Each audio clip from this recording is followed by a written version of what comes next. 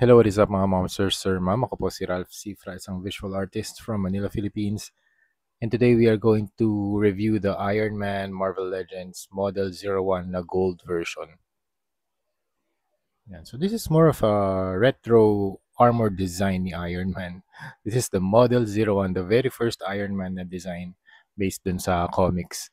So very cool. This is the gold version. Alam ko meron tong gray version. Gusto ko rin makita yon and ma-review din para and ma-custom repaint din.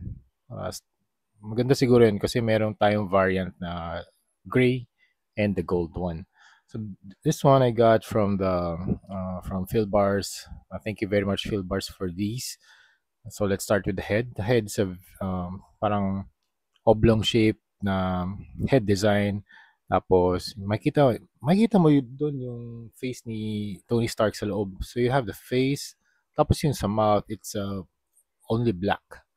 Pero astig kasi meron siyang eyes. Meron talagang tao dun sa loob. Very nice. You have the face, you have the eyes sa eye holes. Tapos meron din maliit na antenna dito sa kanyang top shoulder part. Tapos you have the very large one piece na chest armor. Actually, two pieces to, one and two. Yan. Meron mga lines sa back. Siguro pag meron kayong Gundam marker, you can place some black panel lines din dito sa back niya and sa mga grooves para mas magmukhang deep yung mga parts na yun. Actually, dito pala sa harap meron. Meron panel line sa harap na mas dark. Dito sa likod, hindi na nila nilagyan. And that's weird. Okay, cost cutting. Alright. Sabagay, hindi mo rin naman i-display yung figure na nakatalikod. So, they didn't mind. Okay? Okay.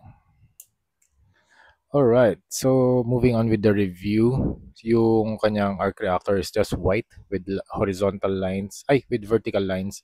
Tapos meron mga rivets. Ang ganda ng rivets, maliliit lang siya and very precise. Yung plastic niya is very sturdy naman. Hard plastic to, ito flexible plastic para hindi mag-hinder sa articulation niya. Tapos merong mga vents dito, 1 and 2. Tapos you have the belt, circular parts sa side. Ito parang skirt armor. Then you have the legs, very sturdy legs. Tapos yung kanyang accessories, you have the blast effect. Tapos meron ding dalawang fist hands, and you have the accessory. Hindi ko lang paano ina-equip to. Something like this maybe. Wait lang Baka ganito siya. Something like that. Parang ganyan. So imbis na arc reactor, something like this. Okay? Imbis na blast effect. So I think ito yung ginawa nila effect part. In terms of the shape, very nice, very retro design. So if you're looking for Iron Man retro designs, this one is a great addition sa inyong Iron Man retro collection. So let's start with head's articulation. Up. You can rotate up. Teka, hindi na. Ganyan lang. Okay. Uy! Wait lang Alright, hindi na siya nag-hinder na yung movement. Okay? 360, yes, pwede. Tapos yung arms can rotate. Ito, you can move it outwards. Merong rotation yung kanyang arms. Double jointed na elbow and ball joint yung kamay. Tapos you can rotate the waist, 360 yan. Tapos you can, very nice, flexible skirt armor. You can move up. Okay, back kick that far. Meron din siyang thigh cut and double jointed din yung knee. Tapos meron ba siyang boot cut? Okay, ball joint yung paa. Okay?